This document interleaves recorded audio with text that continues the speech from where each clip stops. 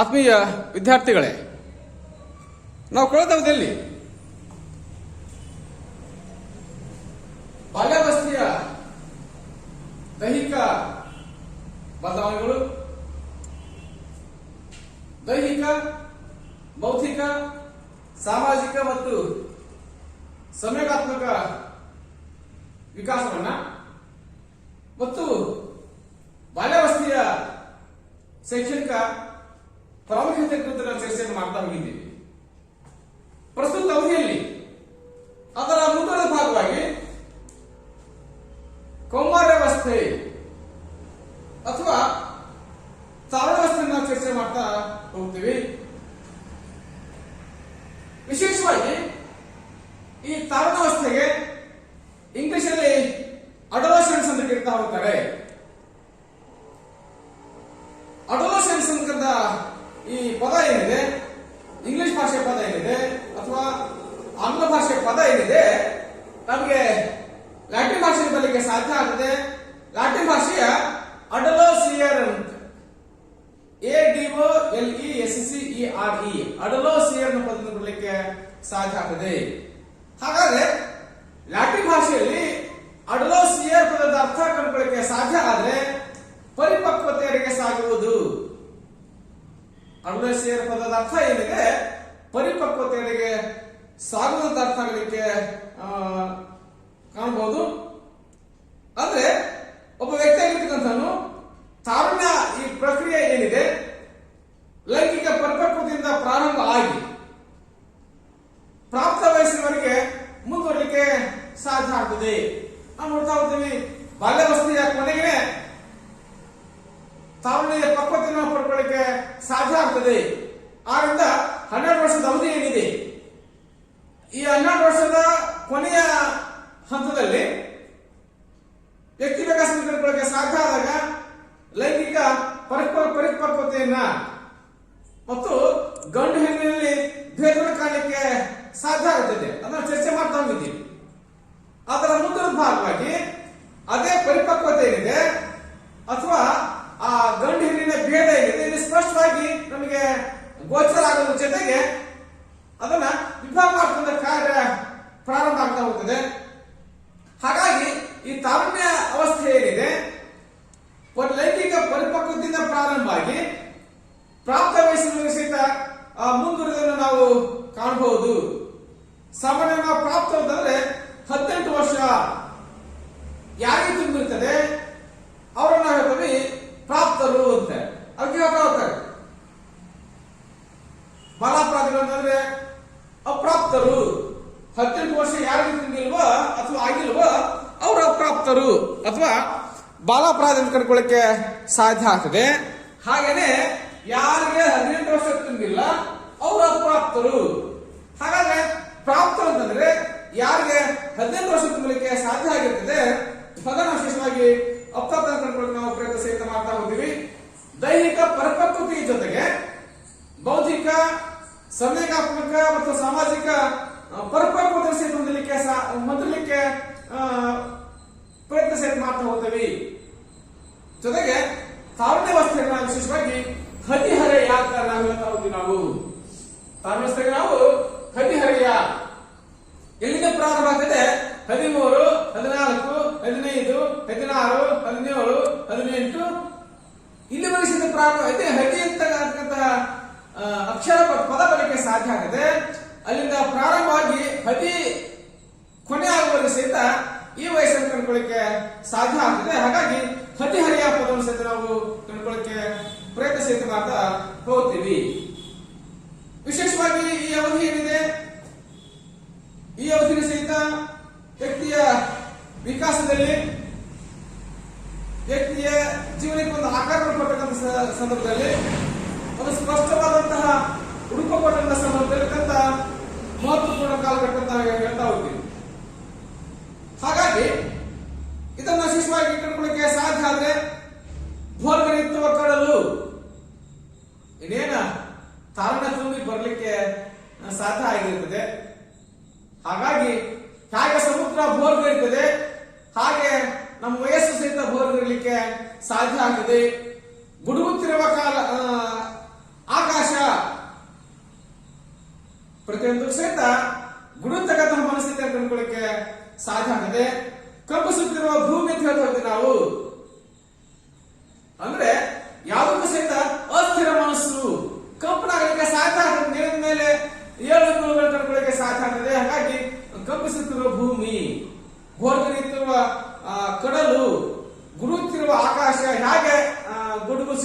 ಏನಿದೆ ಹಾಗೇನೆ ಈ ಅವಧಿಯ ಅವಸ್ಥೆಯನ್ನು ಕಂಡುಕೊಳ್ಳಕ್ಕೆ ಸಾಧ್ಯ ಸಹಿತ ಆಗ್ತಾ ಹೋಗ್ತದೆ. ಇನ್ನೊಂದು ಸಹಿತ ನಾವು ಚರ್ಚೆ ಮಾಡ್ಕೋದ್ರೆ ಇದನ್ನ ಕವಿಗಳಾಗಿರ್ತಕ್ಕಂಥವರು ವಸಂತ ಕಾಲ ನಮ್ಮ ಜೀವನಕ್ಕೆ ಒಂದು ಅಂತ್ಯವನ್ನ ಅಥವಾ ಒಂದು ಪ್ರಮುಖ ಜವಾಬ್ದಾರಿ ವಹಿಸತಕ್ಕಂಥ ಕಾಲ ಏನಿದೆ ಅದು ನಾವು ಸಂಕ್ರಮಣ ಕಾಲ ಅಥವಾ ವಸಂತ ಕಾಲ ಕಂಡುಕೊಳ್ಳಕ್ಕೆ ಸಾಧ್ಯ ಸಹಿತ ಆಗ್ತಾ ಹೋಗಿದೆ. ಈ ಅವಧಿಯ ಕೊನೆಗೆ ವ್ಯಕ್ತಿ ನಿರ್ದಿಷ್ಟ ಹೊಣೆಗಾರಿಕೆಯಿಂದ ನಿರ್ದಿಷ್ಟ ಕರ್ತವ್ಯ ಮತ್ತು ಹಕ್ಕು ಬಾಧ್ಯತೆಗಳನ್ನು ಸಹಿತ ಪಡ್ಕೊಳ್ತಾ ಹೋಗ್ತಾನೆ. ಅದು 18 ವರ್ಷ ಆ ತುಂಬಿದ ನಂತರದಲ್ಲಿ ಅವನಿಗೆ ಮತದಾನದ ಹಕ್ಕು ಬರುತ್ತೆ. ಅವನು ಈ ದೇಶದ ಪ್ರಧಾನ ಪೌರನ ಆಗ್ತಾನೆ. ಹಾಗಾಗಿ ಹಕ್ಕು ಬಾಧ್ಯತೆಗಳನ್ನ ಪಡ್ಕೊಳ್ಳೋದಲ್ದೇನೆ ಅವನು ಈ ದೇಶದ ಪ್ರಧಾನ ಪೌರನಾಗೋದ್ರ ಜೊತೆಗೆ ಅವನಿಗೆ ಮತದಾನದ ಹಕ್ಕು ಬರೋದ್ರ ಜೊತೆಗೆ ಅವನ ಸಾಮಾಜಿಕ ಸಂಬಂಧಗಳಲ್ಲಿ ಅವರ ಸಾಮಾಜಿಕ ವರ್ತನೆಗಳಲ್ಲಿ ಸಾಮಾಜಿಕ ಹೊಂದಾಣಿಕೆಯಲ್ಲಿ ಅತ್ಯಂತ ಮಹತ್ವಪೂರ್ಣ ಬದಲಾವಣೆಗಳ ಕಂಡುಕೊಳ್ಳಕ್ಕೆ ನಾವು ವಿಶೇಷವಾದಂತಹ ಪ್ರಯತ್ನ ಸಹಿತ ಮಾಡ್ತಾ ಹೋಗಬಹುದು. ಹಾಗಿದ್ದಾದ್ರೆ ಈ ಹಂತದ ದೈಹಿಕ ವಿಕಾಸ ಕಂಡುಕೊಳ್ಳಕ್ಕೆ ಸಾಧ್ಯ ಆದ್ರೆ ಫಸ್ಟ್ ಆಗಿ ಎತ್ತರ ಮತ್ತು ತೂಕದಲ್ಲಿ ಆಗತಕ್ಕಂತಹ ಬದಲಾವಣೆ, ವ್ಯಕ್ತಿಯ ದೈಹಿಕ ಬದಲಾವಣೆ ಕಂಡುಕೊಳ್ಳಕ್ಕೆ ಸಾಧ್ಯ ಆದ್ರೆ ಆ ವ್ಯಕ್ತಿಯ ತೂಕ ಮತ್ತು ಎತ್ತರದಲ್ಲಿ ಆಗತಕ್ಕಂತಹ ಬದಲಾವಣೆ ಇದೆ ಅದನ್ನ ಪ್ರಮುಖವಾಗಿ ಕಾಣಲಿಕ್ಕೆ ಪ್ರಯತ್ನ ಸಹಿತ ಮಾಡ್ತಾ ಹೋಗಬಹುದು. ಸಾಮಾನ್ಯವಾಗಿ ಹುಡುಗಿಯರಾಗಿರ್ತಕ್ಕಂಥವರು 17-18 ವಯಸ್ಸಿಗೆ ತಮ್ಮ ಗರಿಷ್ಠ ಮಿತಿಯ ಬೆಳವಣಿಗೆ ಮಟ್ಟವನ್ನು ಮುಟ್ಟಲಿಕ್ಕೆ ಸಾಧ್ಯ ಆದ್ರೆ ಬಾಲಕರಾಗಿರ್ತಕ್ಕಂಥವರು ತಮ್ಮ 18-19 ವಯಸ್ಸಿಗೆ ಮಟ್ಟ ಹೋದರೆ ತಮ್ಮ ಗರಿಷ್ಠ ಮಿತಿಯನ್ನು ಮುಟ್ಟಲಿಕ್ಕೆ ಸಾಧ್ಯ ಆಗ್ತದೆ. ಕೆಲವು ವ್ಯಕ್ತಿಗಳಲ್ಲಿ 21ವರೆಗೂ ಸಹಿತ ಮುಂದುವರಿತದೆ, ಕೆಲವು 23 ಸಹಿತ ಮುಂದುವರಲಿಕ್ಕೆ ಸಾಧ್ಯ ಆಗ್ತದೆ. 21 ಮತ್ತು 23 ವಯಸ್ಸಿನವರೆಗೂ ಸಹಿತ ಇದೆಷ್ಟೋ ಬಾರಿ ಮುಂದುವರೆದ ನಾವು ಕಾಣಬಹುದು. ಆದ್ರೆ ವಿಶೇಷವಾಗಿ ಈ ಹಂತದಲ್ಲಿ ಹುಡುಗಿಯರು ಏನಾದರೆ 17-18 ವರ್ಷಕ್ಕೆ ತಮ್ಮ ಗರಿಷ್ಠ ಪ್ರಮಾಣದ ಬೆಳವಣಿಗೆಯ ಮಟ್ಟವನ್ನ ಅಂತಿಮ ಹಂತವನ್ನು ಮುಟ್ಟಲಿಕ್ಕೆ ಸಾಧ್ಯ ಆಗ್ತದೆ. ಹಾಗೆ ಹುಡುಗರಾಗಿರ್ತಕ್ಕಂಥವ್ರು ಅಥವಾ ಬಾಲಕರಾಗಿರ್ತಕ್ಕಂಥವ್ರು ತಮ್ಮ 18-19 ವರ್ಷಕ್ಕೆ ತಮ್ಮ ಬೆಳವಣಿಗೆಯ ಗರಿಷ್ಠ ಮಟ್ಟವನ್ನು ಮುಟ್ಟಲಿಕ್ಕೆ ಸಾಧ್ಯ ಆಗ್ತದೆ ಅನ್ನೋದನ್ನು ವಿಶೇಷವಾಗಿ ಚರ್ಚೆ ಸಹಿತ ಮಾಡ್ತಾ ಹೋಗಬಹುದು. ಎತ್ತರ ಮತ್ತು ತೂಕಗಳಲ್ಲಿ ಮತ್ತು ಲೈಂಗಿಕ ವ್ಯತ್ಯಾಸವನ್ನು ಕಂಡುಕೊಳ್ಳಲು ನಾವು ವಿಶೇಷವಾದಂತಹ ಪ್ರಯತ್ನ ಸಹಿತ ಮಾಡ್ತಾ ಹೋಗಬಹುದು. ಪೂರ್ವ ಬಾಲ್ಯಾವಸ್ಥೆಯಲ್ಲಿ ಇರ್ತಕ್ಕಂತಹ ಹುಡುಗ ಎತ್ತರ ಮತ್ತು ತೂಕ ಅದೇ ವಯಸ್ಸಿನ ಹುಡುಗರಿಂದ ಹೆಚ್ಚಾಗಲಿಕ್ಕೆ ಸಾಧ್ಯ ಆಗ್ತದೆ. ಪೂರ್ವ ಬಾಲ್ಯದಲ್ಲಿ ಹುಡುಗರ ಎತ್ತರ ಮತ್ತು ತೂಕ ಅದೇ ವಯಸ್ಸಿನ ಹುಡುಗಿಯರಿಗಿಂತ ಹೆಚ್ಚಾಗಿದ್ದನ್ನು ಕಾಣಬಹುದು. ಆದ್ರೆ 13 ವಯಸ್ಸಿನಲ್ಲಿ ಹುಡುಗಿಯರು ಹುಡುಗರಿಗಿಂತ ಸ್ವಲ್ಪ ಹೆಚ್ಚಿನ ಮಟ್ಟದ ತೂಕ ಮತ್ತು ಎತ್ತರವನ್ನು ಕಾಣಲಿಕ್ಕೆ ಸಾಧ್ಯ ಆಗ್ತಾ ಹೋಗುತ್ತದೆ. ಆದ್ರೆ ತಾರುಣ್ಯಾವಸ್ಥೆಯ ಕೊನೆಯಲ್ಲಿ ಮತ್ತೆ ಹುಡುಗರಾಗಿರ್ತಕ್ಕಂಥವ್ರು ಹುಡುಗಿಯರಿಗಿಂತ ಹೆಚ್ಚು ಎತ್ತರವನ್ನ ಮತ್ತು ಹೆಚ್ಚಿನ ತೂಕ ಹೊಂದಲಿಕ್ಕೆ ಸಾಧ್ಯ ಸಹಿತ ಆಗ್ತಾ ಹೋಗುತ್ತದೆ. ಅಂದ್ರೆ ನಮ್ದಾಗಿರುವಂತಹ ಈ ಬಾಲ್ಯಾವಸ್ಥೆಯಲ್ಲಿ ಹುಡುಗರಿಗಿಂತ ಹುಡುಗಿಯರ ಬೆಳವಣಿಗೆ ಮತ್ತು ತೂಕದ ವೇಗ ಹೆಚ್ಚಲಿಕ್ಕೆ ಸಾಧ್ಯ ಆದ್ರೆ ತಾರುಣ್ಯಾವಸ್ಥೆಯ ಕೊನೆಯಲ್ಲಿ ಹುಡುಗಿಯರಿಗಿಂತ ಹುಡುಗರ ತೂಕ ಮತ್ತು ಎತ್ತರದಲ್ಲಿ ಗರಿಷ್ಠ ಬದಲಾವಣೆ ಕಂಡುಕೊಳ್ಳಿಕ್ಕೆ ಸಾಧ್ಯ ಸಹಿತ ಆಗ್ತಾ ಹೋಗುತ್ತದೆ. ದೇಹದ ಅಂಗಾಂಗಗಳಲ್ಲಿ ಆಗ್ತಕ್ಕಂತಹ ಬದಲಾವಣೆಗಳು ವಿಶೇಷವಾಗಿ ಚರ್ಚೆ ಸಹಿತ ಮಾಡ್ತಾ ಹೋದಂತೆ ವ್ಯಕ್ತಿಯ ದೇಹದ ಅಂಗಾಂಗಗಳಲ್ಲಿ ಸಹಿತ ಬದಲಾವಣೆ ಕಂಡುಕೊಳ್ಳಿಕ್ಕೆ ಸಾಧ್ಯ ಆಗ್ತದೆ. ತೂಕ ಎತ್ತರದಲ್ಲಿ ಆಗ್ತಕ್ಕಂಥ ಬದಲಾವಣೆ ಜೊತೆಗೆ ಹೆಣ್ಣು ಋತುಮತಿ ಆಗ್ತಕ್ಕಂಥ ಹಂತ, ದೇಹದಲ್ಲಿ ಬದಲಾವಣೆಗಳು ಅಂದ್ರೆ ಆ ಹುಡುಗರಿಗೆ ಮೀಸೆ ಮತ್ತು ಗಟ್ಟರ ಬರ್ತಕ್ಕಂಥ ಅಂಶ ಕಂಡುಕೊಳ್ಳಿಕ್ಕೆ ಸಾಧ್ಯ ಆಗ್ತದೆ. ಜೊತೆಗೆ ಹುಡುಗಿಯರಿಗೆ ಸ್ತನಗಳ ಬದಲಾವಣೆ ಕಂಡುಕೊಳ್ಳಿಕ್ಕೆ ಸಾಧ್ಯ ಸಹಿತ ಆಗ್ತಾ ಹೋಗುತ್ತದೆ. ಜೊತೆಗೆ ತೂಕ ಮತ್ತು ಎತ್ತರದಲ್ಲಿ ಗರಿಷ್ಠ ಬದಲಾವಣೆ ಕಂಡುಕೊಳ್ಳಿಕ್ಕೆ ಸಾಧ್ಯ ಆಗ್ತಾ ಹೋಗುತ್ತದೆ. ಹುಡುಗಿಯರ ತೋಳು ಮತ್ತು ಕಾಲುಗಳು ನುಣುಪಾಗುವುದು, ಮಾಂಸಖಂಡಗಳು ಬೆಳಲಿಕ್ಕೆ ಸಾಧ್ಯ ಆಗ್ತದೆ. ದೇಹದ ನಿರ್ದಿಷ್ಟ ಭಾಗಗಳಲ್ಲಿ ಕೂದಲುಗಳ ಬೆಳವಣಿಗೆ ಕಂಡುಕೊಳ್ಳಿಕ್ಕೆ ನಾವು ವಿಶೇಷವಾದಂತಹ ಪ್ರಯತ್ನ ಸಹಿತ ಮಾಡ್ತಾ ಹೋಗಬಹುದು. ದೇಹದ ನಿರ್ದಿಷ್ಟ ಭಾಗದಲ್ಲಿ ಕೂದಲುಗಳ ಬೆಳವಣಿಗೆ ಕಂಡುಕೊಳ್ಳಿಕ್ಕೆ ನಾವು ವಿಶೇಷವಾಗಿ ಪ್ರಯತ್ನ ಸಹಿತ ಮಾಡ್ತಾ ಹೋಗಬಹುದು. ಜೊತೆಗೆ ದೇಹದ ಅಂಗಾಂಗಗಳಲ್ಲಿ ಮತ್ತು ಅದರ ವೇಗಗಳಲ್ಲಿ ಸಾಕಷ್ಟು ಬದಲಾವಣೆ ಕಂಡುಕೊಳ್ಳಿಕ್ಕೆ ನಾವು ಪ್ರಯತ್ನ ಸಹಿತ ಮಾಡ್ತಾ ಹೋಗ್ತೀವಿ. ಹೆಣ್ಣು ಮಕ್ಕಳಲ್ಲಿ ಪೆಲ್ವಿಸ್ ಮೂಳೆ ಅಗಲವಾಗಲಿಕ್ಕೆ ಸಾಧ್ಯ ಆಗ್ತದೆ. ಅಂದ್ರೆ ಈ ಭಾಗ ಏನಿದೆ ಅಗಲಾಗಲಿಕ್ಕೆ ಸಾಧ್ಯ ಸಹಿತ ಆಗ್ತದೆ. ಜೊತೆಗೆ ಮಣಿಕಟ್ಟು ದುಂಡಾಗೋದನ್ನು ಕಂಡುಕೊಳ್ಳಲು ನಾವು ವಿಶೇಷವಾಗಿ ಕೈ ಕಾಲುಗಳು ಉದ್ದವಾಗೋದ್ರ ಜೊತೆಗೆ ದುರ್ಬಲವನ್ನು ಕಂಡುಕೊಳ್ಳಕ್ಕೆ ನಾವು ಪ್ರಯತ್ನ ಸಹಿತ ಮಾಡ್ತಾ ಹೋಗಬಹುದು.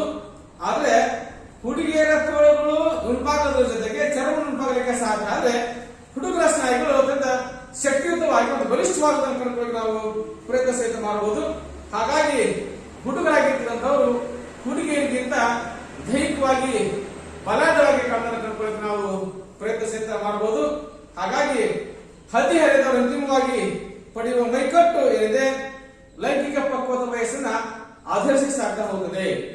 ಹಾಗಾಗಿ ಕೊನೆಗೆ ಹುಡುಗ ಹದಿಹರೆಯದವರು ಏನಿದ್ದಾರೆ ಅಂತಿಮವಾಗಿ ಅವ್ರು ಪಡೆತಕ್ಕಂತಹ ಈ ಬಾಡಿ ಬಿಲ್ಟ್ ಏನಿದೆ ಅಥವಾ ಮೈಕಟ್ಟು ಏನಿದೆ ಅವರ ಲೈಂಗಿಕ ಪಕ್ವತೆಯ ವಯಸ್ಸನ್ನು ಆಧರಿಸಿ ಸಾಗಲಿಕ್ಕೆ ಕಾರಣ ಆಗ್ತಾ ಹೋಗುತ್ತದೆ. ನೆಕ್ಸ್ಟ್ವಾಗಿ ಧ್ವನಿ ಬದಲಾವಣೆ. ಇನ್ನು ಧ್ವನಿ ಬದಲಾವಣೆ ಕಂಡುಕೊಳ್ಳಿಕ್ಕೆ ಸಾಧ್ಯ ಆದ್ರೆ ಈ ಹಂತದಲ್ಲಿ ಪ್ರಮುಖವಾದಂತಹ ಬದಲಾವಣೆ ಅಂದ್ರೆ ಧ್ವನಿ ಬದಲಾವಣೆ. ಈ ಹಂತದಲ್ಲಿ ಹುಡುಗರ ಧ್ವನಿ ಹೆಚ್ಚು ಗಡ್ಸಾಗಲಿಕ್ಕೆ ಸಾಧ್ಯ ಆದ್ರೆ, ಜೊತೆಗೆ ಧ್ವನಿಯಲ್ಲಿ ಒಡಕನ್ನು ಕಂಡುಕೊಳ್ಳಿಕ್ಕೆ ಸಾಧ್ಯ ಆದ್ರೆ ಅಥವಾ ಪದವನ್ನು ಕಂಡುಕೊಳ್ಳಿಕ್ಕೆ ಸಾಧ್ಯ ಆದ್ರೆ, ಹುಡುಗಿಯ ಧ್ವನಿಯಲ್ಲಿ ಹೆಚ್ಚು ಮಧುರತೆಯನ್ನ ಕಂಡುಕೊಳ್ಳಿಕ್ಕೆ ಸಾಧ್ಯ ಆಗ್ತದೆ. ಧ್ವನಿಯ ಬದಲಾವಣೆ ಏನಿದೆ ಇದು ಹರಿಹರದವರ ಮೇಲೆ ಹೆಚ್ಚಿನ ಪ್ರಭಾವ ಬೀರುವುದನ್ನ ಕಂಡುಕೊಳ್ಳಿಕ್ಕೆ ನಾವು ಪ್ರಯತ್ನ ಸಹಿತ ಮಾಡ್ತಾ ಹೋಗಬಹುದು. ಇನ್ನ ಗತಿ ಸಾಮರ್ಥ್ಯಗಳಿಗೆ ಸಂಬಂಧಪಟ್ಟಂತಹ ಬದಲಾವಣೆ ವಿಶೇಷವಾಗಿ ನಾವು ಚರ್ಚೆ ಮಾಡ್ತಾ ಹೋದಂತೆ ಗತಿ ಸಾಮರ್ಥ್ಯ ಅಂದ್ರೆ ವ್ಯಕ್ತಿಯ ಕ್ರಿಯಾಶೀಲ ಸಾಮರ್ಥ್ಯ. ಗತಿ ಸಾಮರ್ಥ್ಯಗಳಿಗೆ ಸಂಬಂಧಪಟ್ಟಂತಹ ಸ್ನಾಯು ಶಕ್ತಿ ಮತ್ತು ವೇಗದ ಚಟುವಟಿಕೆಯಲ್ಲಿ ಉತ್ತಮ ಸಾಮರ್ಥ್ಯವನ್ನ ತೋರ್ತಕ್ಕಂಥದ್ದು.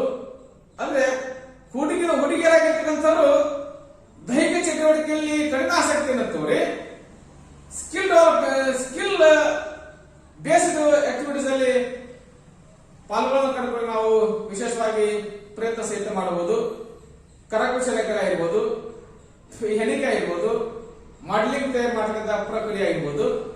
ಆದ್ರೆ ಆದಂಥವರು ಅದು ಹೆಚ್ಚಿನ ಮಟ್ಟದಲ್ಲಿ ದೈಹಿಕ ಸಾಮರ್ಥ್ಯವನ್ನು ತೋರಿಸಲಿಕ್ಕೆ ಅತಿ ಹೆಚ್ಚಿನ ಪ್ರಬಲಾಸಕ್ತಿ ಹೊಂದಲಿಕ್ಕೆ ಸಾಧ್ಯ ಸಹಿತ ಆಗ್ತಾ ಹೋಗ್ತದೆ. ಹಾಗಾಗಿ ಅವರು ಯಾವುದು ಅತಿ ಹೆಚ್ಚಿನ ಶ್ರಮ ಇರ್ತದೆ ಅಂತ ಕ್ರೀಡಾ ಚಟುವಟಿಕೆಯಲ್ಲಿ ಪಾಲ್ಗೊಳ್ಳುವ ಮೂಲಕವಾಗಿ ತಮ್ಮ ಶಕ್ತಿ ಸಾಮರ್ಥ್ಯವನ್ನ ತಮ್ಮ ದೈಹಿಕ ಸಾಮರ್ಥ್ಯ ಜೊತೆಗೆ ಅದೇ ನಮ್ಮ ಸೌಂದರ್ಯದಂತಹ ಪ್ರಜ್ಞೆಯನ್ನು ನಾವು ಹುಡುಗರು ಹೊಂದಿಕೊಳ್ಳಿಕ್ಕೆ ಸಾಧ್ಯ ಸಹಿತ ಆಗ್ತದೆ. ಹಾಗಾಗಿ ಕ್ರೀಡಾ ಸಾಮರ್ಥ್ಯ ಇದೆ ವ್ಯಕ್ತಿಯ ದೈಹಿಕ ಶಕ್ತಿ ಮೇಲೆ ಧನಾತ್ಮಕ ಪ್ರಭಾವವನ್ನು ಕಂಡುಕೊಂಡು ನಾವು ವಿಶೇಷವಾಗಿ ಪ್ರಯತ್ನ ಸಹಿತ ಮಾಡ್ತಾ ಹೋಗಬಹುದು. ಇನ್ನ ಲೈಂಗಿಕ ಪದವನ್ನು ಕಂಡುಕೊಳ್ಳಿಕ್ಕೆ ಸಾಧ್ಯ ಆದ್ರೆ ಈ ಹಂತದ ಪ್ರಮುಖ ಬದಲಾವಣೆ ಮತ್ತು ವಿಕಾಸ ಆದ್ರೆ ಅದು ಲೈಂಗಿಕ ಬದಲಾವಣೆ. ಈ ಹಂತದ ಕೊನೆಯ ಅವಧಿ ಒಳಗಾಗಿ ವ್ಯಕ್ತಿಯಾಗಿರ್ತಕ್ಕಂಥನು ಲೈಂಗಿಕ ಬದಲಾವಣೆಯಲ್ಲಿ ತನ್ನ ಸಂಪೂರ್ಣ ಪರಿಪಕ್ವತೆಯನ್ನು ಮುಟ್ಲಿಕ್ಕೆ ಯಶಸ್ವಿಯಾಗಲಿಕ್ಕೆ ಸಾಧ್ಯ ಸಹಿತ ಆಗಬಹುದೇ. ಜೊತೆಗೆ ಆ ಜನನೇಂದ್ರಿಯಗಳಲ್ಲಿ ಏನು ಅಂತ ಅಂಡಾಶಯ ಅಂದ್ರೆ ಏನು ನಮ್ದಾಗಿರುವಂತಹ ಈ ಅಂಡ ಮತ್ತು ವೀರಣಗಳನ್ನು ಉತ್ಪತ್ತಿ ಮಾಡಬೇಕಾದ ಸಾಮರ್ಥ್ಯವನ್ನು ವ್ಯಕ್ತಿ ಪಡ್ಕೊಳ್ಳಿಕ್ಕೆ ಸಾಧ್ಯ ಆಗ್ತದೆ. ವ್ಯಕ್ತಿಯಾಗಿರ್ತಕ್ಕಂಥವನು ಅಂಡಾಣುಗಳನ್ನ ಮತ್ತು ವೀರಾಣುಗಳನ್ನ ಉತ್ಪತ್ತಿ ಮಾಡತಕ್ಕಂಥ ಸಾಮರ್ಥ್ಯವನ್ನ ಪಡ್ಕೊಳ್ಳಿಕ್ಕೆ ಯಶಸ್ವಿಯಾದ ಜೊತೆಗೆ ತನ್ನ ಸಂಪೂರ್ಣ ಪರಿಪಕ್ವತೆ ಮಟ್ಟವನ್ನು ಮುಟ್ಟಲಿಕ್ಕೆ ಸಾಧ್ಯ ಆಗ್ತದೆ ಎಂಬುದನ್ನು ವಿಶೇಷವಾಗಿ ಚರ್ಚೆ ಸಹಿತ ಮಾಡ್ತಾ ಹೋಗಬಹುದು. ಹಾಗಾಗಿ ಅಂದ್ರೆ ನಾನೊಬ್ಬ ಪುರುಷ ಆಗಿದ್ದೀನಿ, ನಾನೊಬ್ಬ ಮಹಿಳೆಯಾಗಿದ್ದೀನಿ, ಬಾಲಕಿ ಹೋಗಿ ಈ ಹಂತದ ಕೊನೆಗೆ ಲೈಂಗಿಕ ಪರಿಪಕ್ವತೆಯನ್ನು ಮುಟ್ಟುವುದರ ಜೊತೆಗೆ ಆಗಲಿಕ್ಕೆ, ಒಬ್ಬ ಮಹಿಳೆ ಆಗಲಿಕ್ಕೆ ತನ್ನ ತಾನು ಒಡ್ಕೋತಕ್ಕಂಥ ಸಾಮರ್ಥ್ಯವನ್ನ ಅವಳ ಮಟ್ಟನೆ ಪಡ್ಕೊಳ್ಳಿಕ್ಕೆ ಸಾಧ್ಯ ಸಹಿತ ಆಗ್ತಾ ಹೋಗ್ತದೆ. ಜೊತೆಗೆ ಆ ಗಡ್ಡ, ಮೀಸೆ, ರೋಗಗಳ ಬದಲಾವಣೆ, ಧ್ವನಿಯ ಬದಲಾವಣೆ, ತರುಣಿಯರಲ್ಲಿ ಸ್ತನ್ಯ ಗ್ರಂಥಿಗಳ ಕ್ರಿಯಾಶೀಲವಾಗುವ ಮೂಲಕವಾಗಿ ಸ್ತನಗ ಬದಲಾವಣೆ ಕಂಡುಕೊಳ್ಳಿಕ್ಕೆ ಸಾಧ್ಯ ಸಹಿತ ಆಗ್ತಾ ಹೋಗಿದೆ. ಜೊತೆಗೆ ಪೆಲ್ವಿಸ್ ಮೂಳೆ ಅಗಲವಾಗುವುದರ ಜೊತೆಗೆ ಶೀಟಿನ ಅಗಲವನ್ನು ಕಂಡುಕೊಳ್ಳಿಕ್ಕೆ ಸಾಧ್ಯ ಸಹಿತ ಆಗ್ತಾ ಹೋಗಿದೆ. ಜೊತೆಗೆ ಈ ಯಶಸ್ರಾವದ ಬದಲಾವಣೆಯಿಂದಾಗಿ ಅಂದ್ರೆ ಈ ಗ್ರಂಥಿಗಳ ಸ್ರವಿಸುವಿಕೆ ಏನಿದೆ, ಪಿಟ್ಯುಟರಿ ಗ್ರಂಥಿ, ಅಡ್ರಿನಲ್ ಗ್ರಂಥಿ, ಥೈರಾಯ್ಡ್ ಗ್ರಂಥಿ, ಜೊತೆಗೆ ಲಿಂಗ ಗ್ರಂಥಿ, ಈ ಎಲ್ಲ ಗ್ರಂಥಿಗಳ ಸ್ರವಿಸುವಿಕೆಯಿಂದಾಗಿ ದೇಹದ ಭಾಗಗಳಲ್ಲಿ ಸ್ಪಷ್ಟವಾದಂತಹ ನಿರ್ದಿಷ್ಟವಾದಂತಹ ಬದಲಾವಣೆಗಳನ್ನು ನಾವು ಕಾಣಲಿಕ್ಕೆ ಪ್ರಯತ್ನ ಸಹಿತ ಮಾಡಬಹುದು. ಹಾಗಾಗಿ ನಾವು ಸ್ರವಿಸುವಿಕೆಯ ಆಧಾರದ ಮೇಲೆ ಆ ವ್ಯಕ್ತಿಯ ಪರಿಪಕ್ವತೆಯ ಮಟ್ಟವನ್ನು ನಾವು ಅಳತೆ ಮಾಡಲಿಕ್ಕೆ ಸಾಧ್ಯ ಸಹಿತ ಆಗ್ತಾ ಹೋಗಿದೆ. ಜೊತೆಗೆ ಸುಮಾರು 18 ವರ್ಷ ಆಗುವುದರೊಳಗಾಗಿ ಕೇವಲ ವ್ಯಕ್ತಿ ಲೈಂಗಿಕ ಪಕ್ವತೆ ಮುಟ್ಟುವುದಲ್ಲದೆ ಅವನು ತನ್ನ ಭಾವನಾತ್ಮಕ ವಿಕಾಸ ಅಲ್ಲದೆ ವ್ಯಕ್ತಿ ತನ್ನ ಸಂಪೂರ್ಣ ಬೌದ್ಧಿಕ ವಿಕಾಸ ಅಂದ್ರೆ ಮೆದುಳಿನ ಸಂಪೂರ್ಣ ಬೆಳವಣಿಗೆಯನ್ನ ಕಂಡುಕೊಳ್ಳಿಕ್ಕೆ ಸಾಧ್ಯ ಆಗ್ತದೆ. ಮೆದುಳು ತನ್ನ ಬೆಳವಣಿಗೆಯ ಮಟ್ಟದ ಅಂತಿಮ ಸ್ಥಿತಿಯನ್ನು ಮುಟ್ಟಿ ಸಂಪೂರ್ಣ ವಿಕಾಸ ಆಗಲಿಕ್ಕೆ ಸಾಧ್ಯ ಆಗ್ತದೆ ಅಂತ ವಿಶೇಷವಾಗಿ ನಾವು ಚರ್ಚೆ ಸಹಿತ ಮಾಡ್ತಾ ಹೋಗ್ತೇವೆ. ಇನ್ನ ಶರೀರದ ಆಂತರಿಕ ಬದಲಾವಣೆಗಳು, ವ್ಯಕ್ತಿಯಾಗಿರ್ತಕ್ಕಂಥವನು ತನ್ನ ದೇಹದ ಬೆಳವಣಿಗೆಯಲ್ಲಿ ಒಳ ಅಂಗಾಂಗಗಳ ವ್ಯೂಹ ಪರಿಪೂರ್ಣತೆಯನ್ನು ಕಂಡುಕೊಳ್ಳಿಕ್ಕೆ ಪಡ್ಕೊಳ್ಳಿಕ್ಕೆ ಸಾಧ್ಯ ಆಗ್ತದೆ. ಜೀರ್ಣಾಂಗ ವ್ಯೂಹ ಆಗಿರ್ಬೋದು, ಶಾಸಕಾಂಗ ವ್ಯೂಹ, ರಕ್ತ ಪರಿಸರ ವ್ಯೂಹ ಸಂಪೂರ್ಣವಾಗಿ ಬೆಳೆದ ಪರಿಪಕ್ವತೆಯನ್ನು ಕಾಣಲಿಕ್ಕೆ ಸಾಧ್ಯ ಆಗ್ತದೆ. 18 ವರ್ಷ ಆಗೋದ್ರೊಳಗಾಗಿ ಆ ಮೆದುಳು, ಹೃದಯ ಸಂಪೂರ್ಣ ಬೆಳವಣಿಗೆ ಕಾಣಲಿಕ್ಕೆ ಸಾಧ್ಯ ಸಹಿತ ಆಗ್ತಾ ಹೋಗ್ತದೆ. ಇನ್ನ ದೀರ್ಘಾಳ ಗ್ರಂಥಿಗಳ ಸ್ರವಿಸುವಿಕೆ ಇವಳನ್ನ ಕಂಡುಕೊಳ್ಳಿಕ್ಕೆ ನಂಬರ್ 7 ಏನಿದೆ ನಮ್ದಾಗಿದ್ದಂತಹ ನಿರ್ನಾಳ ಗ್ರಂಥಿಗಳ ಸ್ರವಿಸುವಿಕೆ ಕಂಡುಕೊಳ್ಳಿಕ್ಕೆ ಸಾಧ್ಯ ಆಗ್ತದೆ. ಈ ಹಂತದಲ್ಲಿ ನಾವು ಕಂಡುಕೊಳ್ಳಿಕ್ಕೆ ಪ್ರಯತ್ನ ಮಾಡೋದಾದ್ರೆ ಕಾಣಬಹುದಾದ್ರೆ ಪಿಟ್ಯುಟರಿ ಗ್ರಂಥಿ, ಥೈರಾಯ್ಡ್ ಗ್ರಂಥಿ, ಅಡ್ರಿನಲ್ ಗ್ರಂಥಿ ಮತ್ತು ಲಿಂಗ ಗ್ರಂಥಿ ಇವುಗಳ ಸ್ರವಿಸುವಿಕೆಯ ಆಧಾರದ ಮೇಲೆ ನಾವು ಒಬ್ಬ ವ್ಯಕ್ತಿಯ ಬೆಳವಣಿಗೆಯನ್ನ ಮತ್ತು ಒಬ್ಬ ವ್ಯಕ್ತಿಯ ವಿಕಾಸವನ್ನು ಗುರುತಿಸಲಿಕ್ಕೆ ಪ್ರಯತ್ನ ಸಹಿತ ಮಾಡಬಹುದು. ಜೊತೆಗೆ ಆ ವ್ಯಕ್ತಿಯ ಪರಿಪೂರ್ಣತೆಯ ಮಟ್ಟವನ್ನ, ಪಕ್ವತೆಯ ಮಟ್ಟವನ್ನ, ಬೌದ್ಧಿಕ ಮಟ್ಟವನ್ನ, ಭಾವನಾತ್ಮಕ ಮಟ್ಟವನ್ನು ಅಳತೆ ಮಾಡಲಿಕ್ಕೆ ಸಾಧ್ಯ ಆಗ್ತದೆ ಅನ್ನೋದನ್ನ ವಿಶೇಷವಾಗಿ ಚರ್ಚೆ ಮಾಡ್ಕೊಂತೀವಿ. ಹಾಗಾಗಿ ಪಿಟ್ಯುಟರಿ ಗ್ರಂಥಿ, ಅಡ್ರಿನಲ್ ಗ್ರಂಥಿ, ಥೈರಾಯ್ಡ್ ಮತ್ತು ಲಿಂಗ ಗ್ರಂಥಿ ಸೆಕ್ಸುವಲ್ ಗ್ಲ್ಯಾಂಡ್ಸ್ ಏನಿದ್ದಾವೆ ಇವುಗಳ ಆಧಾರದ ಮೇಲೆ ನಾವು ವಿಶೇಷವಾಗಿ ಕಂಡುಕೊಳ್ಳಿಕ್ಕೆ ಪ್ರಯತ್ನ ಸಹಿತ ಮಾಡ್ತಾ ಹೋಗಬಹುದು. ಇದನ್ನು ವಿಶೇಷವಾಗಿ ಚರ್ಚೆ ಸಹಿತ ಮಾಡ್ತಾ ಹೋದ್ರೆ ಬೌದ್ಧಿಕ ವಿಕಾಸವನ್ನು ನಾವು ನೋಡ್ತಾ ಹೋಗ್ತೀವಿ. ಒಬ್ಬ ವ್ಯಕ್ತಿಯ ಭಾಷಾ ವಿಕಾಸ, ವಾಕ್ ವಿಕಾಸ ಪರಿಕಲ್ಪನೆ ಕಂಡುಕೊಳ್ಳಿಕ್ಕೆ ಸಾಧ್ಯ ಆಗ್ತದೆ.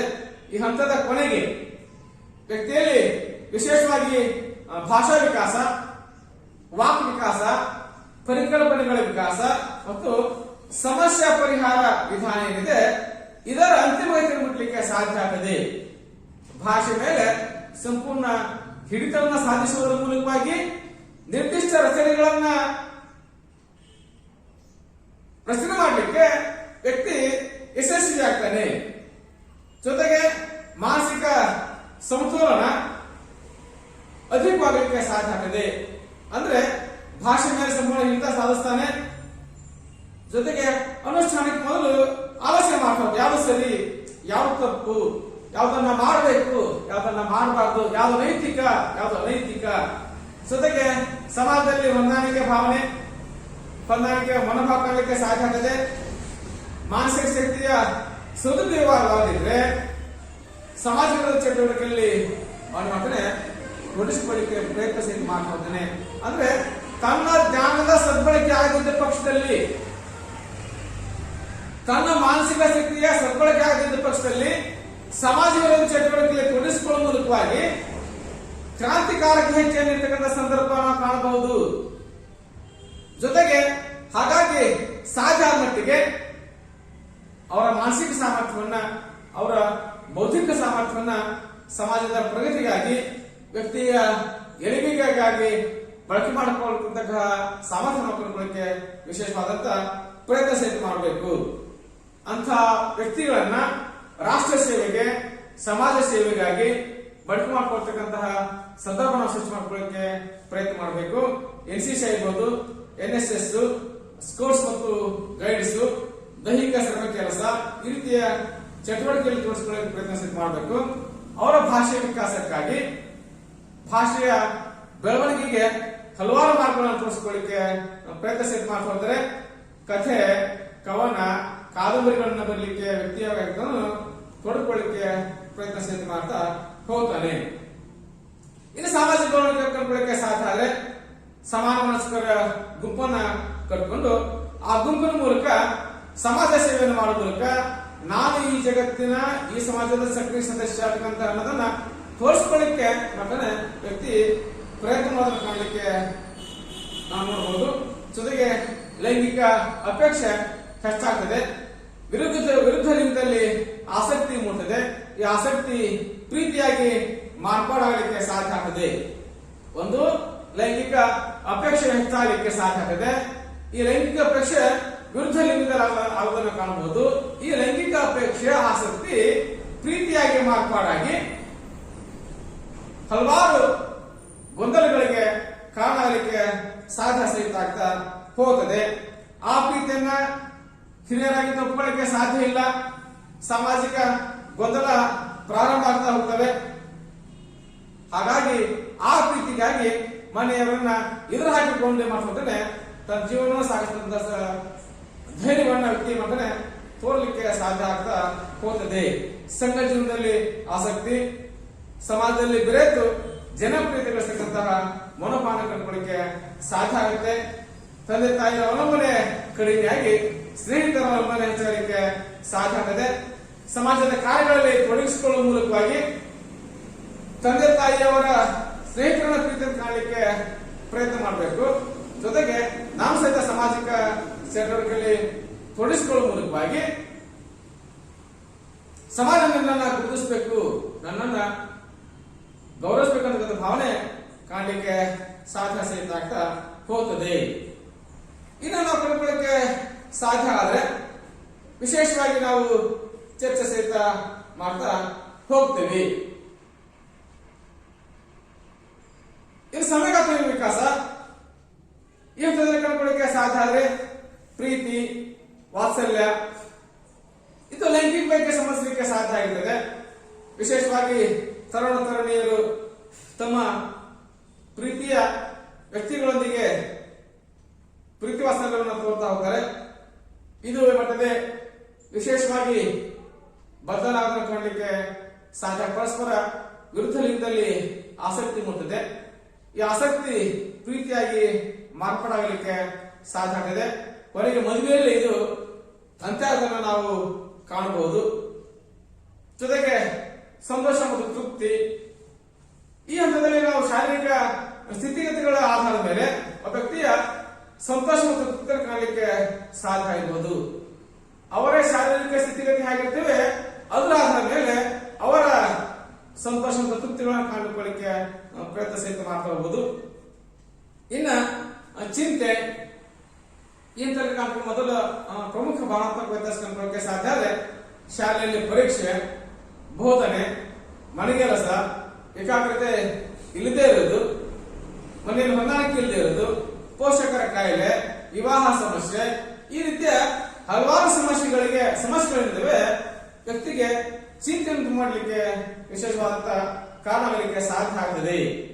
ಇನ್ನ ಭಯ, ವಿಶೇಷವಾಗಿ ಚೆನ್ನಾಗಿ ಓದ್ತಿದ್ದೀನಿ, ಇದಕ್ಕೆ ಭವಿಷ್ಯ ಇದೆಯಾ ಇಲ್ವೋ, ನಿರುದ್ಯೋಗ ಸಮಸ್ಯೆ, ಜೊತೆಗೆ ಮದುವೆ ಗೊಂದಲಗಳು, ಒಂಟಿತನ ಸಮಸ್ಯೆ, ಭವಿಷ್ಯದ ಬಗ್ಗೆ ಚಿಂತೆ ಆದಾಗ ಭಯ ಉಂಟಾಗಲಿಕ್ಕೆ ಸಾಧ್ಯ ಆಗ್ತದೆ. ಹಾಗಾಗಿ ನಾವು ವಿಶೇಷವಾಗಿ ಹೇಳ್ತೀವಿ ಈ ಹಂತದಲ್ಲಿ ನಮಗೆ ಕಾಣ್ತಕ್ಕಂಥದ್ದು ಭಯ. ಇನ್ನು ಪ್ರಾಮುಖ್ಯತೆ ಕಂಡುಕೊಳ್ಳಕ್ಕೆ ಸಾಧ್ಯ ಆದ್ರೆ ವಿಶೇಷವಾಗಿ ನಾವು ನೋಡ್ತಾ ಹೋಗ್ತೀವಿ. ಈ ಹಂತದಿಂದ ಪ್ರಮುಖವಾದಂತಹ ಹಂತ. ಈ ಹಂತದಲ್ಲಿ ವ್ಯಕ್ತಿ ವಿಕಾಸಕ್ಕೆ ಬೇಕಾಗತಕ್ಕಂತಹ ಎಲ್ಲ ಪೂರ್ವ ತಯಾರಿಯನ್ನು ನಾವು ಮಾಡಿದ್ದೆ ಆದ್ರೆ ಉತ್ತಮವಾದಂತಹ ವ್ಯಕ್ತಿ ವಿಕಾಸ ಕಾಣಲಿಕ್ಕೆ ವಿಶೇಷವಾದಂತಹ ಪ್ರಯತ್ನ ಸಹಿತ ಮಾಡ್ತಾ ಹೋಗಬಹುದು.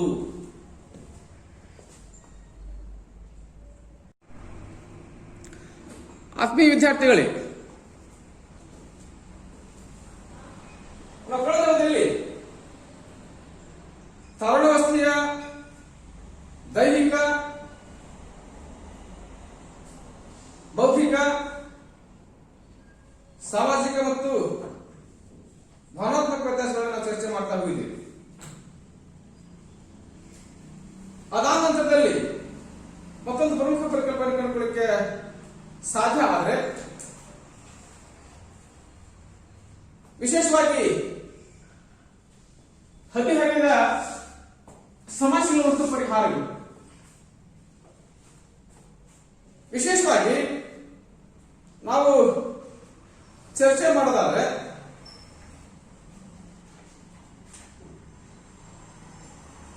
ಒಬ್ಬ ವ್ಯಕ್ತಿ ಆಗಿರ್ತಕ್ಕಂಥವನು ಹಲವಾರು ಸಮಸ್ಯೆಗಳಲ್ಲಿ ಸಿಲುಕಿಕೊಳ್ತಾನೆ.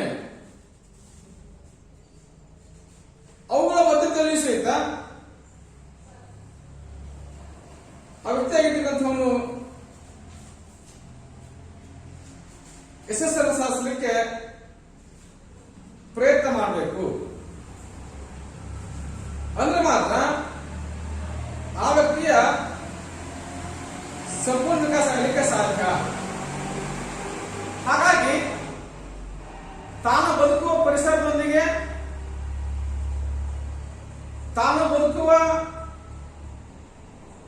ವಾತಾವರಣದೊಂದಿಗೆ ಹೊಂದ್ಕೋತಕ್ಕಂತಹ ವ್ಯವಸ್ಥೆಗೆ ಅವನು ಬಂದು ನಿಲ್ಲಬೇಕಾಗತ್ತೆ ಅನ್ನೋದು ಅತ್ಯಂತ ಅವಶ್ಯಕ. ಹಾಗಾಗಿ ಹೊಂದಾಣಿಕೆ ಮಾಡಿಕೊಳ್ಬೇಕು. ಕುಟುಂಬ, ಶಾಲೆ, ಶಿಕ್ಷಕರು, ಸಮವಯಸ್ಕರು, ಸಮುದಾಯ. ಹಾಗಾಗಿ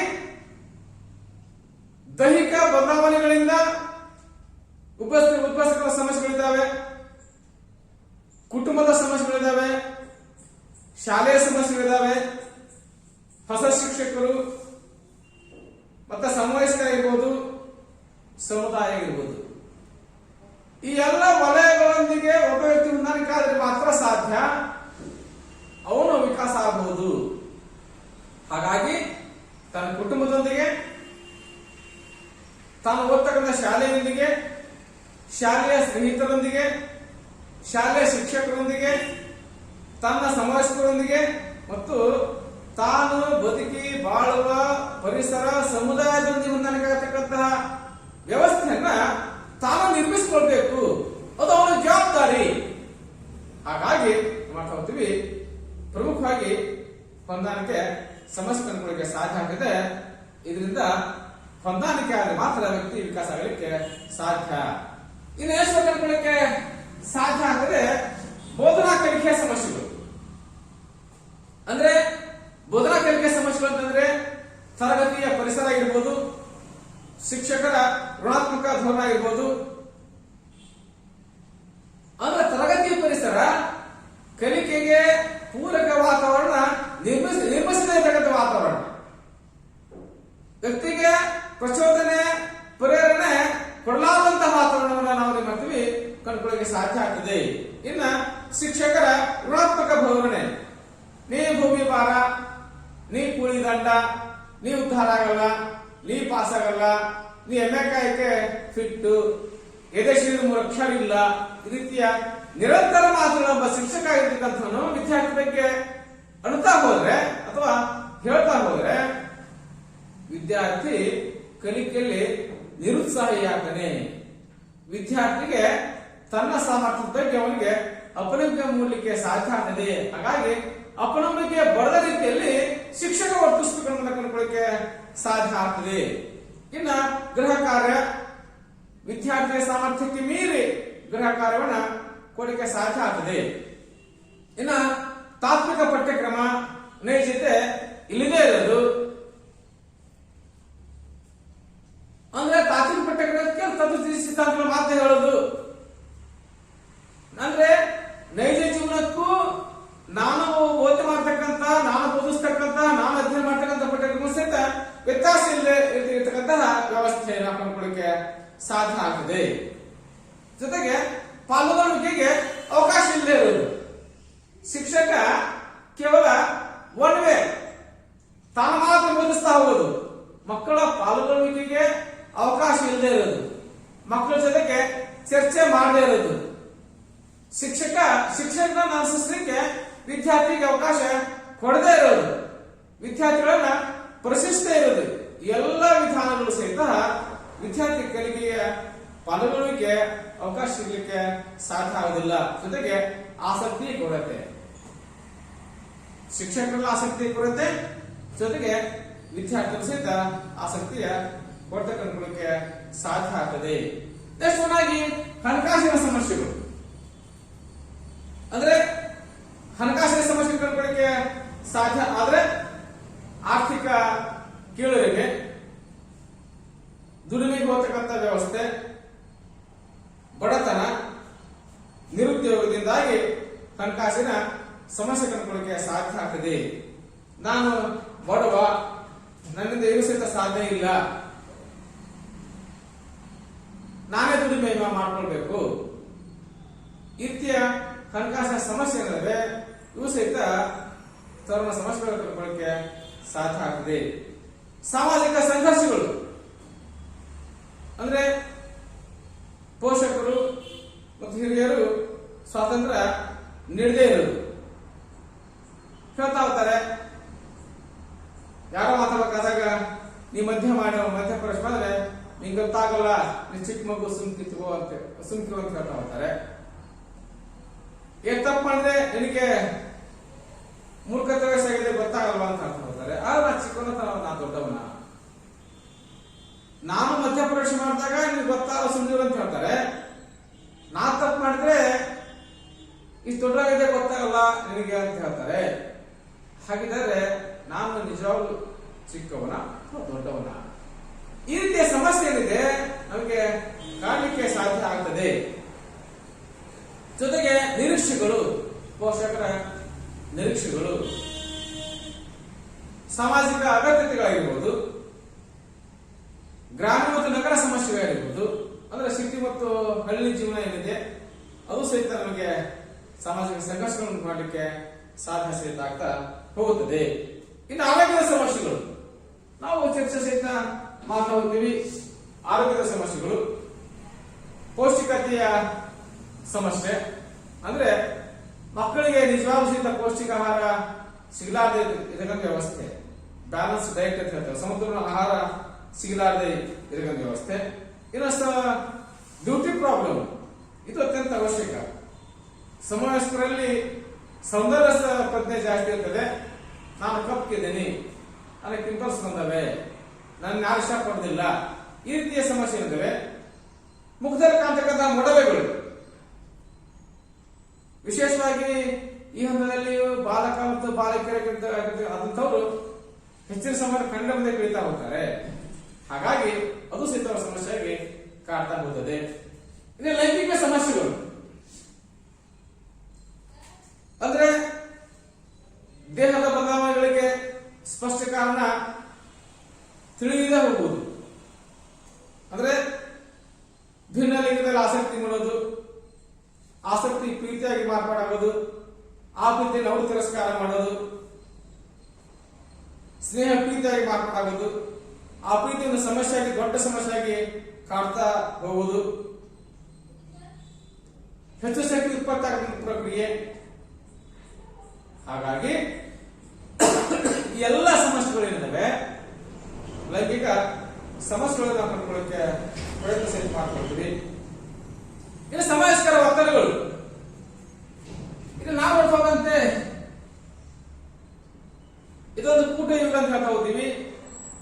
ಹೆಚ್ಚಿನ ಸಮಯ ಸ್ನೇಹಿತರ ಜೊತೆ ಕಳೀಲಿಕ್ಕೆ ಪ್ರಯತ್ನ ಸಹಿತ ಮಾಡ್ತಾ ಹೋಗ್ತೀವಿ. ಈ ವಯಸ್ಸು ಸಮವಯಸ್ಕರ ಪ್ರಭಾವ ಹೆಚ್ಚಾಗಿರುವುದನ್ನು ನಾವು ಕಾಣಬಹುದು. ಸಮಸ್ಯೆಗೆ ಪರಿಹಾರಕ್ಕಾಗಿ ಹೆಚ್ಚು ಕಾಲ ಕಳಿತಕ್ಕಂಥ ವಾತಾವರಣ, ದುಶ್ಚಟಗಳಿಗೆ ಬಲಿಯಾಗುವುದು, ತಂಬಾಕು, ಅಫೀಮು, ಡ್ರಗ್ಸ್, ಆಲ್ಕೋಹಾಲು, ಮಾದಕ ವಸ್ತುಗಳಿಗೆ ದಾಸಾಗತಕ್ಕಂತಹ ಸ್ಥಿತಿ ನಾವು ಕಾಣ್ತಾ ಹೋಗ್ತೀವಿ. ನಾವು ಇವೆಲ್ಲೂ ಸಹಿತ ಸಮವಯಸ್ಕರ ಒತ್ತಡದಿಂದ ಆಗತಕ್ಕಂತಹ ಅನಾಹುತಗಳು.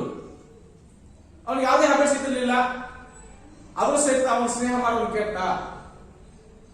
ಕೆಟ್ಟ ಹೋಗಿದ್ದಾನೆ. ಈ ರೀತಿಯ ವ್ಯವಸ್ಥೆ ಏನಿದೆ, ಸೇಮ್ ಏಜ್ ಗ್ರೂಪ್ ಏನಿದೆ, ಸಮವಯಸ್ಕರ ಗುಂಪು ಏನಿದೆ, ಅದು ಒಬ್ಬ ವ್ಯಕ್ತಿ ಮೇಲೆ ಇನ್ಫ್ಲೂಯೆನ್ಸ್ ಮಾಡ್ತಾ ಹೋಗುತ್ತೆ, ಪ್ರಭಾವವನ್ನು ಬೀರ್ತಾ ಹೋಗುತ್ತೆ. ಹಾಗಾಗಿ ಈ ಹಂತದಲ್ಲಿ ಸಮವಯಸ್ಕರ ಒತ್ತಡ ಕಾಣಲಿಕ್ಕೆ ಸಾಧ್ಯ ಆಗ್ತದೆ. ಇನ್ನ ಮನೋಸಾಮಾಜಿಕ ಸಮಸ್ಯೆಗಳು ಅಂದ್ರೆ ಪರಾವಲಂಬನೆ, ಸ್ವಾವಲಂಬನೆ. ನಾ ಬೇರೆಯವರ ಅಧೀನದಲ್ಲಿ ಬೇರೆಯವರ ಅಡಿಯಲ್ಲಿ ನಾನು ಬಾತಾ ಇದ್ದೇನೋ ಹೇಗೋ, ಹಾಗಿದ್ದರೆ ನಾ ಸ್ವಾವಲಂಬನೆ ಆಗಲಿಕ್ಕೆ ಸಾಧ್ಯ ಇಲ್ವಾ? ಹಾಗಿದ್ದರೆ ಅದಕ್ಕೆ ಮಾರ್ಗಗಳು ಯಾವ್ಯಾವು? ಯಾವ ಮಾರ್ಗಗಳನ್ನು ಅನುಸರಿಸಿದ್ರೆ ನಾ ಸ್ವಾವಲಂಬನೆ ಆಗ್ಬಹುದು? ವಾಸ್ತವದ ಭ್ರಮೆ ಅಂದ್ರೆ ನಿಜವಾದಂತಹ ಜೀವನ ಬೇರೆ, ವಾಸ್ತವಿಕ ಭ್ರಮೆ ಬೇರೆ. ನಾವು ಭ್ರಮೆ ಬದುಕಬಾರದು. ಸಾಧಾರಣ ಮಟ್ಟಿಗೆ ವಾಸ್ತವಿಕ ಜೀವನಕ್ಕೆ ಹತ್ತಿರ ಇರಬೇಕು. ಹಗಲುಗನಸು ಮತ್ತು ನೈಜ ಜೀವನ ಕೇವಲ ಡೇ ಡ್ರೀಮರ್ ಆಗಿರಬಾರ್ದು, ಕನಸನ್ನ ಕಟ್ಟಬಾರದು. ಆ ಕನಸನ್ನು ಕಟ್ಟಿದ್ರೆ ಆ ಕನಸು ನನಸಾಗ ಹಾಗೆ ಪ್ರಯತ್ನ ಮಾಡಬೇಕು. ನೈತಿಕತೆ ವರ್ಸಸ್ ಅನೈತಿಕತೆ, ಯಾವುದು ನೈತಿಕ ಯಾವುದು ಅನೈತಿಕ, ಯಾವ್ದನ್ನ ಮಾಡಬೇಕು ಯಾವ್ದನ್ನ ಮಾಡಬಾರ್ದು, ಅದಕ್ಕಂತಹ ಆದರ್ಶ ಮತ್ತು ಭ್ರಷ್ಟಾಚಾರಗಳು ನಾವು ನೋಡ್ತಾ ಹೋಗ್ತೀವಿ. ಜಗತ್ತು ಭ್ರಷ್ಟಾಚಾರದಿಂದ ತುಂಬಿ ತುಳುಕ್ತಾ ಇದೆ. ಹಾಗೆ ಜಗತ್ತು ಯಾರು ಒಳ್ಳೆಯವರಿಲ್ಲೇ ಇಲ್ವಾ? ಅಥವಾ ಎಲ್ಲರೂ ಕೆಟ್ಟು ಹೋಗಿದಾರ? ನನಗೆ ಒಳ್ಳೆದಾಗಿ ಮಾಡೋದು, ಈ ರೀತಿಯ ನನಗೆ ಯಾರಾದ್ರೂ ವ್ಯಾಲ್ಯೂ ಇದೆಯಾ ಜಗತ್ತಿನಲ್ಲಿ? ನನಗೆ ಒಳ್ಳೆದಾದ್ರೆ ಏನ್ ಮಾಡಬಹುದು? ಏನ್ ಮಾಡಲಿಕ್ಕೆ ಸಾಧ್ಯ? ಈ ದೇಶವನ್ನ, ಈ ಸಮಾಜವನ್ನ ಸುಧಾರಣೆ ನನ್ನಿಂದ ಸಾಧ್ಯನಾ ಅಂತ ಹೇಳಿ ನನಗೆ ನಾನೇ ಪ್ರಶ್ನೆ ಮಾಡತಕ್ಕಂತ ವ್ಯವಸ್ಥೆ. ಹಾಗಾಗಿ ಮನೋಸಾಮಾಜಿಕ ಸಮಸ್ಯೆಗಳು ಸಹಿತ ಹದಿಹರೆಯದ ಸಮಸ್ಯೆಗಳಾಗಿ ಇರುವುದನ್ನು ಕಾಣಲಿಕ್ಕೆ ಪ್ರಯತ್ನ ಸಹಿತ ಮಾಡಬಹುದು. ಇನ್ನ ವೃತ್ತಿಗೆ ಸಂಬಂಧಿಸಿದ ಸಮಸ್ಯೆಗಳು, ವಿಶೇಷವಾಗಿ ನಮ್ಮ ದೇಶದಲ್ಲಿ ಶೇಕಡ 80% ಸ್ಟೂಡೆಂಟ್ಸ್ ಹೇಳಿದ್ರೆ after SSLC to get the job ಒಂದು ಕೆಲಸವನ್ನು ಇಷ್ಟಪಡ್ತಾ ಹೋಗ್ತಾರೆ. ಕಾರಣ ಇಷ್ಟೇ, ಬಡತನ, ಕೌಟುಂಬಿಕ ಜವಾಬ್ದಾರಿ, ಹೆಚ್ಚು ಓದಿದ್ರೆ ನಿರುದ್ಯೋಗ ಸಮಸ್ಯೆ ಕಾಣತಕ್ಕಂಥ ಪ್ರಕ್ರಿಯೆ, ಕಡಿಮೆ ಸಂಬಳ ಹೆಚ್ಚು ಕೆಲಸ, ಅಧಿಕಾರಿಕ ಉದ್ಯೋಗ, ಭದ್ರತೆ ಇಲ್ಲದೆ ಇರತಕ್ಕಂಥ ವ್ಯವಸ್ಥೆ. ಹಾಗಾಗಿ ನಮ್ಮ ದೇಶದಲ್ಲಿ ಶೇಕಡ 80% ವಿದ್ಯಾರ್ಥಿಗಳು ಆಫ್ಟರ್ ಎಸ್ಎಸ್ಎಲ್ಸಿ ಮುಗಿದ ತಕ್ಷಣ ನಿರ್ದಿಷ್ಟ ವೃತ್ತಿ ಪಡ್ಕೊಳ್ಳಿಕ್ಕೆ ಪ್ರಯತ್ನ ಸಹಿತ ಮಾಡ್ತಾ ಹೋದರೆ, ವೃತ್ತಿ ಸೇರಿದ ಮೇಲೆ ಸಾಕಷ್ಟು ಸಮಸ್ಯೆಗಳನ್ನು ಅವರೆಲ್ಲ ಎದುರಿಸ್ತಾರೆ. ಹಾಗಾಗಿ ವೃತ್ತಿ ಸೇರೋದಕ್ಕೆ ಕಾರಣ ಬಡತನ, ಕೌಟುಂಬಿಕ ಜವಾಬ್ದಾರಿ, ನಿರುದ್ಯೋಗ ಸಮಸ್ಯೆ ಆಗಿದ್ರೆ ಕೆಲಸ ಸಿಕ್ಕ ಮೇಲೆ ಕಡಿಮೆ ಸಂಬಳ, ಹೆಚ್ಚು ಕೆಲಸ, ಅಧಿಕಾರಿಕ ಉದ್ಯೋಗ ಅಂದ್ರೆ ಇದು ಪರ್ಮನೆಂಟ್ ಜಾಬ್ ಅಲ್ಲ, ಜೊತೆಗೆ ಯಾವುದೇ ರೀತಿಯ ಸೆಕ್ಯೂರಿಟಿ ಇಲ್ಲ, ಭದ್ರತೆ ಇಲ್ಲ ಈ ಕೆಲಸಕ್ಕೆ, ಈ ವೃತ್ತಿಗೆ. ಹಾಗಾಗಿ ಇವು ಸಹಿತ ವ್ಯಕ್ತಿಯನ್ನ ಖಿನ್ನತೆ ಇರತಕ್ಕಂಥ ಕೆಲಸ ಮಾಡ್ತಾ ಹೋಗ್ತವೆ. ಇನ್ನು ಮಾನಸಿಕ ಒತ್ತಡಗಳು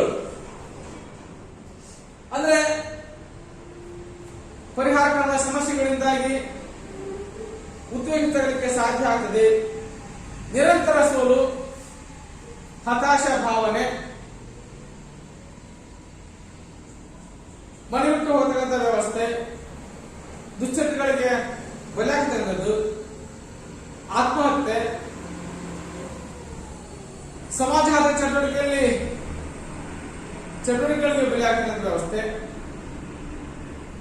ಈ ರೀತಿಯ ಒತ್ತಡಗಳಿಂದಲೇ ವ್ಯಕ್ತಿಯನ್ನ ಮಾಡ್ತವೆ ಮಾನಸಿಕವಾಗಿ ಹಿಂಸೆಯನ್ನು ಕೊಡ್ತಾ ಹೋಗ್ತವೆ. ಹಾಗಾಗಿ ಪರಿಹಾರ ಕಾರಣ ಸಮಸ್ಯೆಗಳಿಂದಾಗಿ ವ್ಯಕ್ತಿ ಮಾಡ್ತಾನೆ ಉದ್ವೇಗಕ್ಕೆ, ಸೋಲಿಗೆ ಒಳಗಾಗ್ತಾನೆ. ಹಾಗಾಗಿ ಈ ಸೋಲು ನಿರಂತರವಾದಾಗ ಅದರಿಂದ ದೂರ ಹೋಗೋದಕ್ಕಾಗಿ ಮನೆ ಬಿಟ್ಟು ಹೋಗ್ತಾನೆ. ಈ ಮನೆ ಬಿಟ್ಟು ಹೋಗುವ ಕಾರಣದಿಂದಾಗಿ ಹಲವಾರು ದುಶ್ಚಟಗಳಿಗೆ ಮಾಡ್ತಾನೆ ಬಲಿಯಾಗ್ತಾನೆ. ಹಾಗಾಗಿ ಈ ಮಾನಸಿಕ ಒತ್ತಡಗಳು ಸಹಿತ ಸರ್ವ ಸಮಸ್ಯೆಗಳಾಗಿ ಕಾಡ್ತಾ ಹೋಗ್ತವೆ. ಇನ್ನ ಅವಧಾನದ ಕೊರತೆ ನೋಡ್ತಾ ಹೋಗ್ತೀವಿ. ಅಸ್ಥಿರ ಮನಸ್ಸು, ಸ್ಮೃತಿಯ ಕೊರತೆ, ಅಧ್ಯಯನದಲ್ಲಿ ನಿರಾಸಕ್ತಿ, ಅಂದ್ರೆ ಮನಸ್ಸು ಶಾಶ್ವತ ಸ್ಥಿರವಾಗಿಲ್ಲದೆ ಇರೋದು, ಸ್ಮೃತಿಯ ಕೊರತೆ, ಅಧ್ಯಯನದಲ್ಲಿ ನಿರಾಸಕ್ತಿ, ಈ ಎಲ್ಲ ಕಾರಣಗಳಿಂದಾಗಿ ಭಯ, ಆಕ್ರಮಣ, ಅಂದ್ರೆ ಶಿಕ್ಷಕರ ಕಂಡ್ರೆ ಭಯ, ಪೋಷಕರ ಕಂಡ್ರೆ ಭಯ, ಇವು ಸಹಿತ ಉಂಟಾಗಲಿಕ್ಕೆ ಸಾಧ್ಯ ಸಹಿತ ಆಗ್ತಾ ಹೋಗುತ್ತದೆ. ಹಾಗಾಗಿ ನಾವು ವಿಶೇಷವಾಗಿ ನೋಡ್ತಾ ಹೋಗ್ತೀವಿ. ಇನ್ನು ಪರಿಹಾರ ಕ್ರಮಗಳು ಸಾಮಾನ್ಯವಾಗಿ ನಾವು ಚರ್ಚೆ ಮಾಡ್ತಾ ಹೋದಂತೆ ತರುಣರ ಸಮಸ್ಯೆಗಳಿಗೆ ಏನು ಪರಿಹಾರ ಕ್ರಮಗಳಿದ್ದಾವೆ ಅನ್ನೋದು ನಾವು ಚರ್ಚೆ ಮಾಡ್ತಾ ಹೋದಂತೆ ತರುಣ ಮನೋಜ್ಞಾನದ ಸ್ಪಷ್ಟವಾದ ಜ್ಞಾನ ನೀಡುವಂತ ವ್ಯವಸ್ಥೆ. ಯುವಕರಿಗೆ ತರುಣ ಮನೋವಿಜ್ಞಾನ ಏನಿದೆ, ಅಡೋಲೆಸೆನ್ಸ್ ಸೈಕಾಲಜಿ ಏನಿದೆ, ಅದರ ಕುರಿತಾಗಿ ಸ್ಪಷ್ಟವಾದಂತಹ ಜ್ಞಾನವನ್ನ, ಶಿಕ್ಷಣವನ್ನ ನೀಡಬೇಕು. ಅದು ಅವರ ಸಮಸ್ಯೆಗೆ ಪರಿಹಾರ ಕಂಡುಕೊಳ್ಳಕ್ಕೆ ಸಾಧ್ಯ ಆಗ್ತದೆ. ವ್ಯಕ್ತಿ ವಿಕಾಸಕ್ಕೆ ಉತ್ತಮ ಪರಿಸರ ನಿರ್ಮಾಣ, ವ್ಯಕ್ತಿ ವಿಕಾಸಕ್ಕೆ ಉತ್ತಮವಾದಂತಹ ಪರಿಸರ ನಿರ್ಮಾಣ ಮಾಡಲಿಕ್ಕೆ ಸಾಧ್ಯ ಆಗಿರಬೇಕು. ಜೊತೆಗೆ ಲೈಂಗಿಕ ಶಿಕ್ಷಣ